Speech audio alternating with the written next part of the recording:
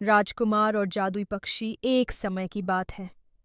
एक दूर देश में एक बहादुर राजकुमार रहता था जिसका नाम आमिर था।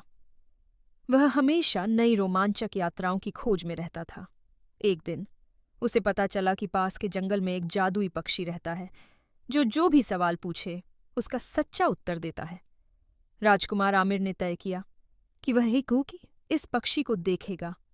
वह अपने घोड़े पर सवार होकर जंगल की ओर निकल पड़ा।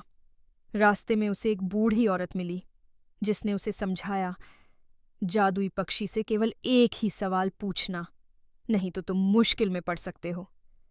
जब राजकुमार आमिर जादुई पेड़ के पास पहुंचा तो वहां सच में एक चमकदार पक्षी बैठा था। राजकुमार ने सोचा, मुझे अपने देश के भविष्य के बारे में पूछना चाहिए।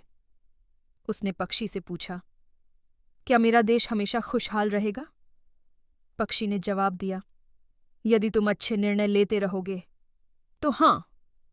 राजकुमार का दिल संतुष्ट हो गया, लेकिन उसका जिज्ञासु मन और भी जानना चाहता था।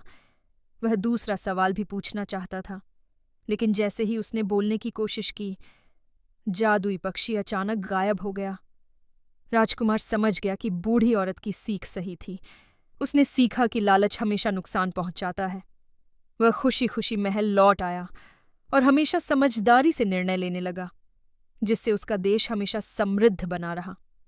सीख: अधिक जानने की इच्छा कभी कभी नुकसानदेह हो सकती है।